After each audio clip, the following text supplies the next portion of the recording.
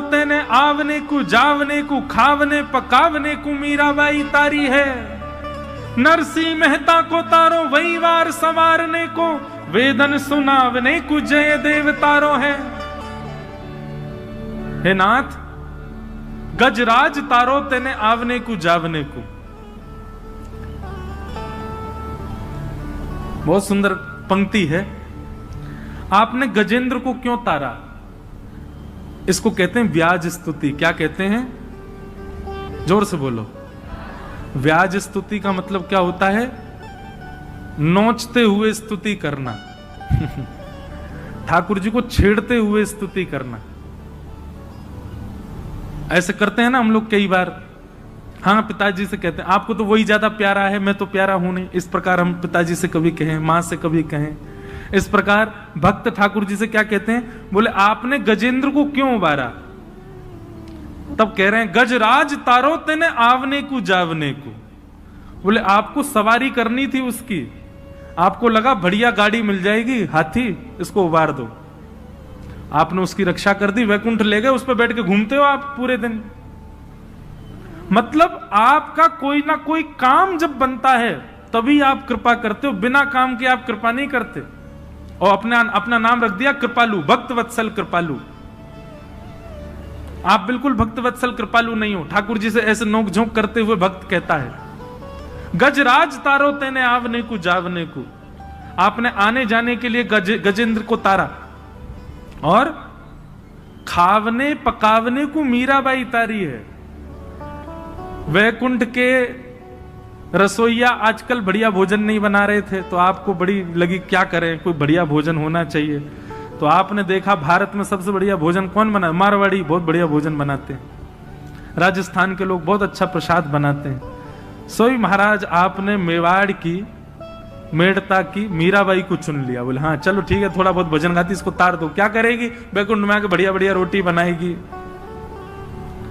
अब हम तो मध्य प्रदेश में बैठे हैं, लेकिन मारवाड़ी लोग क्या बढ़िया भोजन पाते हैं। एक से एक सामग्री बनती है उनके यहाँ, ऐसी ऐसी सामग्री की सुने ही नहीं हो नाम। बोले आपने भोजन करने के लिए, बढ़िया बढ़िया भोजन पाने के लिए मीराबाई को तारा, और गजराज तारो तेने आवने को जावने को खावने पकावने को मीराबाई तारी है। नरसिंह मेहता को तारो वहीवार सवारने को। नरसिंह मेहता को क्यों तारा? बोले बहुत दान दक्षिणा चढ़ती है मंदिरों में, तो एक वो भी होना चाहिए, मुनि हिसाब किताब रखे, कहां कितना चढ़ रहा है, पूरी लेखा जोखा रखे। आप तो पूरे दिन यूं ही खड़े रहते हो, आपका ध्यान तो जाता नहीं कौन कितने चढ़ा रहा है। तो एक व्यक्ति मुनीम रहना चाहिए ना, देखता रहे, विवाह आपका सारा व्यापार संभाले। नरसिंह मेहता को तारो वहीवार सवारने को, और वेदन सुनावने को जयदेव तारो है। जयदेव महाप्रभु, महाकवि जयदेव बहुत सुंदर सुंदर रचनाएं सुनाते थे, इसलिए आपने उनको तार दिया ताकि वो बैठ करके आपको सुंदर सुंदर रचनाएं सुनाया करें, वेद सुनाया करें। ठाकुर जी आप निष्काम किसी को नहीं तारते हो, सबसे आपकी कोई ना कोई चीज पूरी होती है। और रैदास तारो तेने चामड़ा मधावने को। बोले रैदास को क्यों तारा? बोले वो जूती बनाने का काम करते, बढ़िया बढ़िया सुंदर जूती बना बना के आपको पहनाएंगे, कभी पादुका बना के पहना देंगे, कभी सुंदर आपके लिए कुछ ना कुछ। सबसे देखो ठाकुर जी आप भी कम, आपके अंदर भी निष्काम नहीं है, आप भी कामना से ही भक्तों को तारते हो।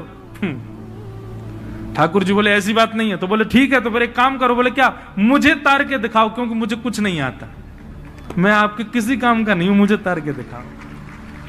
मोहे तारो वा मैं आपकी भलाई है। मुझे कुछ नहीं आता, रोटी बनवाओगे तो श्रीलंका का नक्शा बना दूंगा, सब्जी बनवाओगे तो क्या बने कुछ समझ नहीं आएगा, वस्त्र बनवाने को कह दोगे तो नाथ चित्रे बना दूंगा, श्रृंगार करने को कह दोगे तो पता नहीं क्या से क्या आपको बना दूंगा। मैं आपके किसी काम का नहीं हूं, मैं तो पैर पे पैर धरे पड़ा रहता हूं, महा आलसी जीव हूं, मुझे तारो। अगर मुझे आपने तार दिया तो मैं कहूंगा कि हां आप निष्काम भक्त वत्सल हो। ऐसी जिद आई कभी मन में? ऐसी जिद कभी हुई मन में? ना। हाँ, ऐसी भावना आवे। अभी नासिक में केवट का प्रसंग कह रहा था मैं। केवट क्या करता है, सब जिद से करवा लेता है ठाकुर जी से। ठाकुर जी को बैठा करके नौका में ले जाता है पल्ली पार, और जैसे पहुंचने वाले होते नौका घुमा देता है, फिर घुमा के ले जाता है, जैसे ही पहुंचने फिर घुमा देता है, बीच में घुमा रहा है, इधर से उधर इधर से उधर।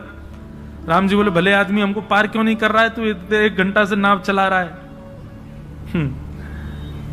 केवट बोला इतने में ही थक गए आप, और आप जो हम लोगों को 84 लाख में घुमाते रहते हो, कभी छिपकली बनाते हो, कभी चींटी बनाते हो, कुकर बनाते, सूकर बनाते, दया आती है आपको हम पे जरा भी? 84 लाख में पूरा, जब तक 84 लाख का फेर नहीं हो जाए तब जाके हमको मानव बनाते हो, और यहाँ 4 फेरे में ही हार गए। कम से कम 84 तक तो रुको। राम जी के नेत्र सजल हो गए। तो बंधु, ये मुझे ऐसी वाली भक्ति बड़ी प्रिय लगती है वैष्णवों की, जो ठाकुर जी से ऐंठ करके, ऐंठ ना समझते हैं, ऐंठ करके मतलब थोड़े जो है हमारे ब्रज की एक सवैया है, हम श्री राधे जू के बल अभिमानी। हमको किसका अभिमान है? बोले किशोरी जी के बल का अभिमान है हमको। हम श्री राधे जू के बल अभिमानी, टेढ़े रहे मोहन रसिया सो बोलत अटपटी वाणी। ठाकुर जी से अटपटी वाणी बोलते हैं किशोरी जी के, बल अभिमानी। ठाकुर जी काय बात को इतरा रहो भैया, इतनो ऐंठ के काय को बोल रहा? बोले जाने ना है, किशोरी जी की कृपा है हमारे ऊपर, चुप रहियो लाला, कुछ बोल मत जाइयो। ठाकुर जी अच्छा अच्छा अच्छा क्षमा। तो ये ऐंठ करके भक्ति करने वाले ये मुझे बड़े प्रिय लगते हैं, पर ये जबरदस्ती ऐंठने मत लग जाना, कल से भ्रकुटी टेढ़ी कर देंगे। त्रिलोकीनाथ हैं वो। जब भाव आए, जब उस स्थिति में आओ, तब की बात अलग है।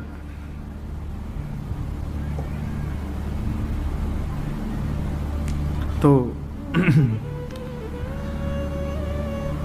वैद्यम वास्तव मत्र वस्तु सिद्ध। तो ये जो चाहिए ना, भक्ति में थोड़ी ऐंठ आ जाए, किसी को भक्ति में लाड प्यार की भक्ति करनी है, किसी को भक्ति में प्रियतम की भक्ति करनी है, किसी को भक्ति में सख्य की भक्ति, ये सारे भक्ति के लक्षण, इनकी कामना से भागवत की कथा सुनो। वैद्यम वास्तव मत्र वस्तु शिवदम।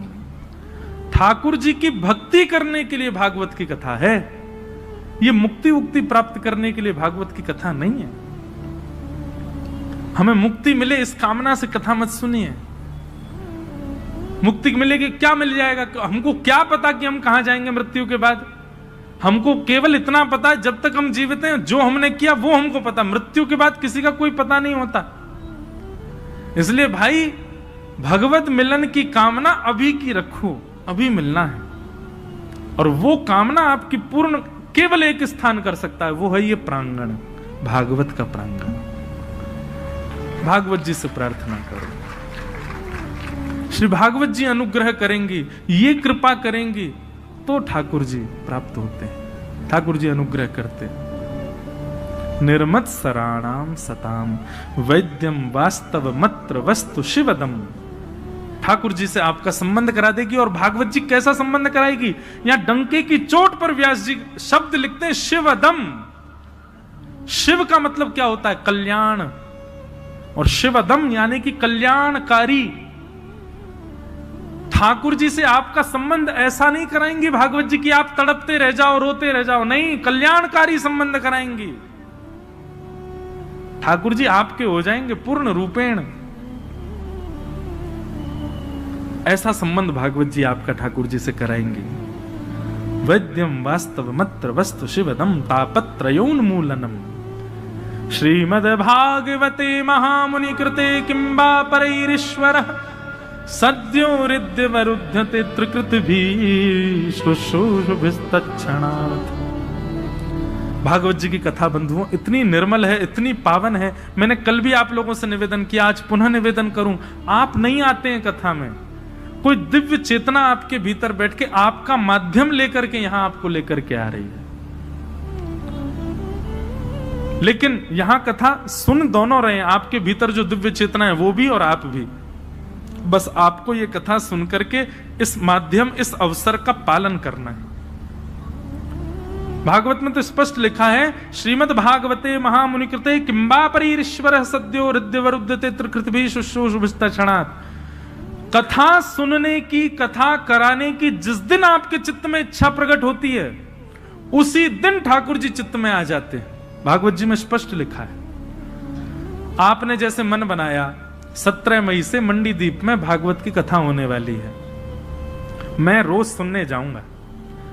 जैसे ही आपने ये विचार अपने घर में बैठे बैठे किया, मैं रोज सुनने जाऊंगा, उसी क्षण आपके चित्त में ठाकुर जी आ गए, ठाकुर जी आके विराजमान हो गए। अब अगली परिकल्पना क्या है, अगला आपका प्रयास क्या है?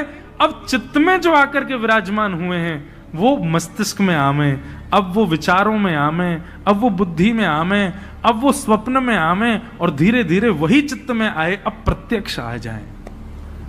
यहां बैठे हर जीव के अंदर ठाकुर जी आ चुके हैं, ठाकुर जी विराजमान हो चुके हैं। आप स्वीकार किए जा चुके हो, ठाकुर जी मिलने के लिए फेंटा कस के बैठे हैं, बोले अब बस हम तैयार हैं, तुम प्रयास करो, ऐसा कुछ करो कि हम प्रकट हों। और वो कैसे करना, वो भागवत में बताई जा रही है। दुनिया भर के हम पॉइंट्स बता रहे हैं, उन्हीं का पालन करने लग जाओ, वही चित्त में आए ठाकुर जी, प्रकट हो जाएंगे। तो भागवत का सबसे बड़ा फायदा यह है कि ठाकुर जी आ गए हैं, बस अब आपको इतना प्रयास करना है कि वो चित्त से प्रकट होकर के सन्मुख आ जाएं। वैद्यम वास्तव मत्र वस्तु शिवदम तापत्रयोन्मूलनम श्रीमद् भागवते महामुनि कृते किंबा परीश्वर सद्यो हृदयवरुध्यते त्रिकृतभि शुश्रूषुभिस्तक्षणात्। स्वामी श्री हरिदास जी महाराज ने अपने चित्त के ठाकुर जी प्रकट किए, आज वृंदावन में सबको दर्शन दे रहे हैं। श्री वृंदावन बिहारी लाल हितहरिवंश महाप्रभु, कल उनका उत्सव है, कल एकादशी है ना, कल महाप्रभु श्री हितहरिवंश महाप्रभु जी का उत्सव है। कल उनका चरित्र थोड़ा सुनाएंगे कथा में, जिन्होंने श्री राधा वल्लभ लाल जी को प्रकट किया। मुझे विदिशा में कथा करने आया था, तब भी भोपाल से कई वैष्णव आए, वो मेरे को देखते ही बोलते श्री हरिवंश। तो मैं देखता, मैंने कहां से? बोले भोपाल में राधा वल्लभ मंदिर। मैंने कहा भोपाल में राधा वल्लभ जी कहां से आए? आज भी कई वैष्णव आए, और भी कई। तो परसों हम श्री राधा वल्लभ जी का दर्शन करने जाएंगे, जो भोपाल में विराज रहे हैं। और वहीं हवेली भी है ठाकुर जी की, वहां श्री गोवर्धन नाथ जी का दर्शन भी करेंगे। हितहरिवंश महाप्रभु के चित्त के ठाकुर जी प्रकट होकर सबको दर्शन दे रहे हैं, श्री राधा वल्लभ लाल। वैसे तो वो महादेव के ठाकुर जी हैं, पर महाप्रभु जी ने उनको विराजमान किया वृंदावन में। गोपाल भट्ट गोस्वामी, उनका भी अभी उत्सव आ रहा है, श्री राधा रमन लाल जी का, बुद्ध पूर्णिमा। कितने सुंदर सुंदर अवसर। आचार्य की जयंती भी कथा में पड़ेगी, और ठाकुर जी की जयंती भी कथा में पड़ेगी, ठाकुर जी का उत्सव भी कथा में आएगा। तो अपने आप ये क्रम बन रहे हैं। सबके चित्त के ठाकुर जी प्रकट हुए, अब हमारे चित्त के ठाकुर जी भी प्रकट हों, वह भी अनुग्रह करें, कृपा करें। उसके लिए भागवत की कथा सुनो। पिबत भागवतम निगम कल्प तरोर गलितम फलम सुख मुखादमृत द्रव संयुतम पिबत भागवतम रसमालयम मुहुर्हो रसिका विभावुका। श्रीमद् भागवत क्या है? वेद रूपी वृक्ष का पका हुआ फल है श्रीमद् भागवत। वेद वृक्ष ही फल में सार नियोजित करते हैं, चारों वेदों से ही सार निकल करके श्रीमद् भागवत में आया है, जो हम लोग श्रवण कर रहे हैं। समस्त वेदों का सारम सारम समुद्वतम, और सुख मुखाद अमृत द्रव संयुतम। सुखदेव जी के मुख से प्रकट होने के कारण ये भागवत की कथा अमृत तुल्य हो गई है, ये अमर बना देती है सुनने वालों को। और पिबत भागवतम रसमालयम, इस भागवत की कथा को पियो। भागवत की कथा सुनने का विषय नहीं है। पिबत भागवतम रसमालयम, भागवत की कथा को पियो। कानों में भर भर के इसका सुंदर रस पान करो। मोहर हो रस का भुवि भाव। कितना पिए? बोले पीते रहो पीते रहो पीते रहो। आसावरी कितना पियो। हमारे स्वामी श्री हरदास जी महाराज एक पद गाते हैं बहुत सुंदर।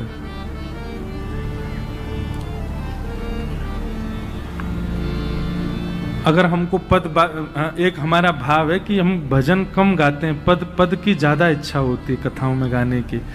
इन पदों के शब्दावली और इनका गायन थोड़ा गंभीर होता है, पर यदि आप बहुत ध्यानपूर्वक सुनेंगे तो इनमें बड़े सार विद्यमान हैं।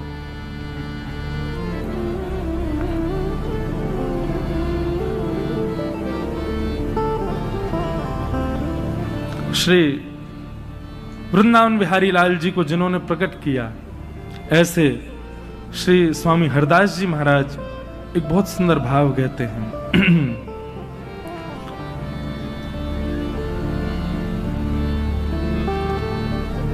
रोम रोम रसना जो होते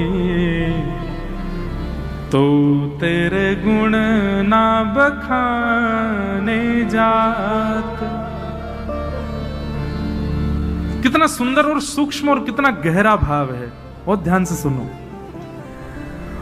रोम रोम रसना जो होती तो तेरे गुण ना बखाने जात। हे श्याम सुंदर, हमारे शरीर में जितने रोए हैं ना, इन रोयों की जगह यदि इतनी जीभ हमारी होती तो भी हम आपके गुण नहीं गा पाते।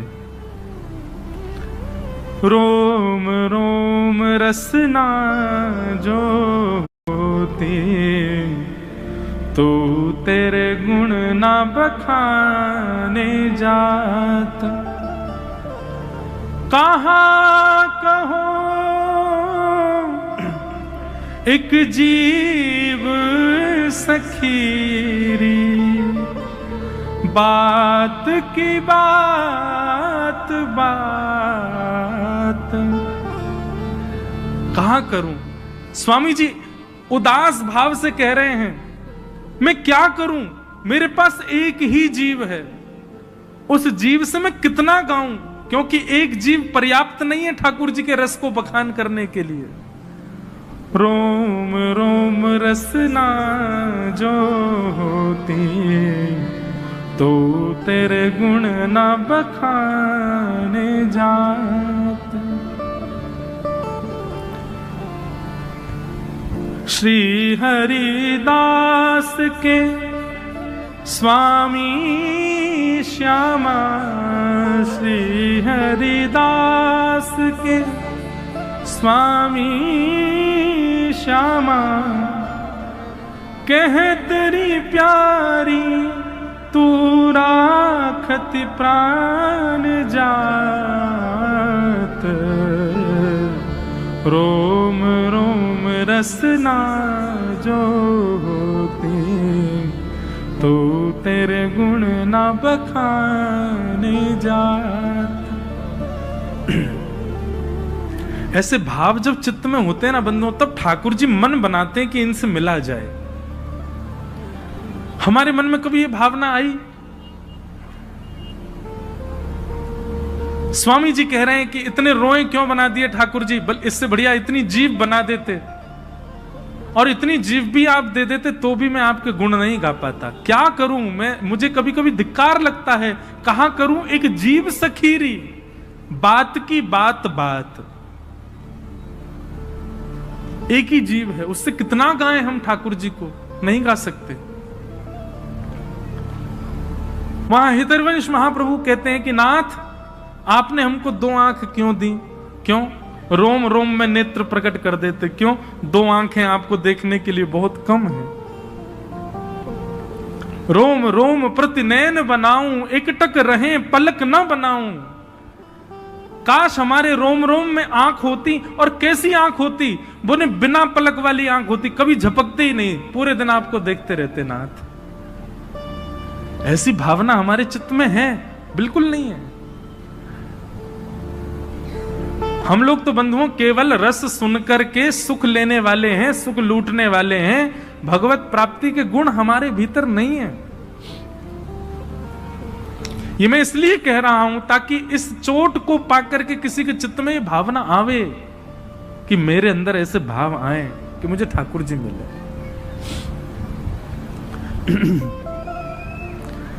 लोग जब मुझसे सुबह मिलने के लिए आए, आज भी 2 दंपति आए, संभवतः बैठे होंगे, उन्होंने आकर के मुझसे एक बात कही कि महाराज जी हम दोनों डॉक्टर हैं, पर कृष्ण भक्ति ऐसी चढ़ रही है, भक्ति ठाकुर जी की ऐसी हो रही है कि हम अपनी डॉक्टरी, जो हम डॉक्टर हैं, अपने पेशे पर ध्यान नहीं दे पा रहे।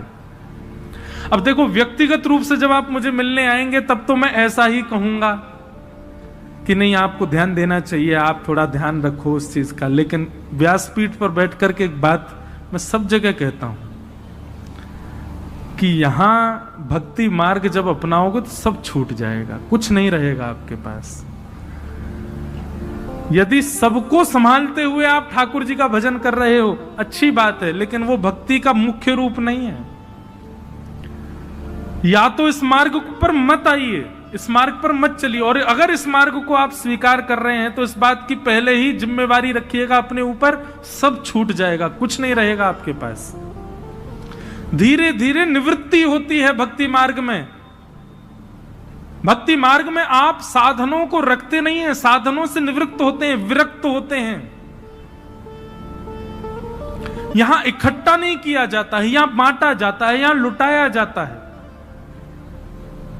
और आप यदि संचित रख पा रहे हैं, इकट्ठा कर पा रहे हैं, तो अभी आप भक्ति कर रहे हो, पर ठाकुर जी की नजर में चढ़े नहीं हो। जिस दिन उनकी नजर में चढ़ गए वो सब छुड़वा देंगे, कुछ नहीं रहेगा आपके पास।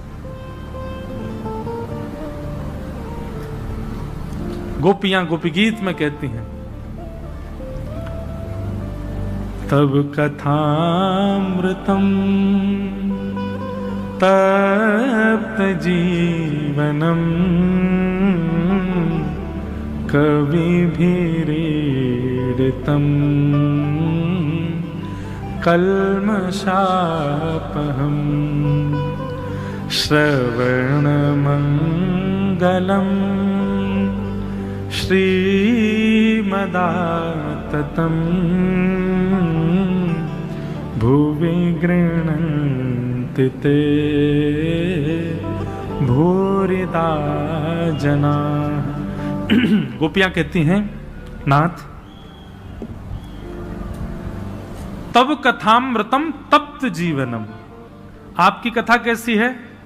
इसके अनेक अर्थ निकलते हैं। एक अर्थ तो ये निकलता है तप्त जीवनम, तपे हुए जीवन में, संकट भरे जीवन में आपकी कथा जब आ जाती है तो नाथ ऐसा लगता है कि अब तपा हुआ जीवन शीतल हो गया है, तपा हुआ जीवन अब शीतल हो गया है। पर इसका एक अर्थ दूसरा यह भी है, तब कथामृतम तप्त जीवनम, जो भगवान की कथा अमृत का पान कर लेता है उसका फिर सांसारिक जीवन कैसा, बोले तप में हो जाता है, सब छूट जाता है। एक सेठ जी ऐसे कथा सुनी महाराज, उनको निमंत्रण दिया गया कि आप कथा में आओ, बहुत सत्य घटना सुना रहे हैं, ध्यान से सुनना।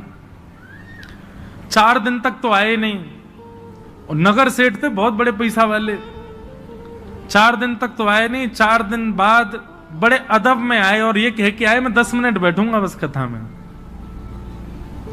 10 मिनट के लिए कथा में आए, कथा में आकर के बैठे, आरती में पूरी जनता खड़ी हो गई, वो बैठे ही रहे। क्यों? चित्त वृत्ति कहीं और चली गई, नेत्रों से अविरल अश्रुधार गिर रहे थे। और स्थिति ये हुई कि 10 मिनट के लिए आए, पूरी कथा में बैठे रहे, अगले दिन कथा सुनने आए, पूरी कथा बैठ करके रात भर वहीं बैठे रहे। तीसरे दिन तो ये स्थिति हुई, अपनी फैक्ट्री वगैरह सब बच्चों को दान करके और वृंदावन चले गए तुरंत। जिन जिन ने ताली बजाई है उनको सबको ठाकुर जी देख रहे हैं। रुको, जितना आप लोगों को सुख हुआ इस बात को सुन के, ठाकुर जी कहेंगे ठीक है भैया, सबके व्यापार ढूंढो क्या क्या है इनके। इस सुनने में बड़ी सहज लग रही है बात, लेकिन इसका अर्थ यही है, तब कथामृतम तप्त जीवनम। देखो भैया, ठाकुर जी जब हाथ पकड़ते हैं ना तो सब जगह से आपका हाथ छुड़वा देते हैं। लोक लाज मर्याद सब जगह से आप निवृत्त हो जाओगे, किसी के लायक नहीं रह पाओगे। ठाकुर जी के लायक बन गए तो फिर किसी के लायक नहीं रहोगे, फिर ठाकुर जी के लायक ही रहोगे बस।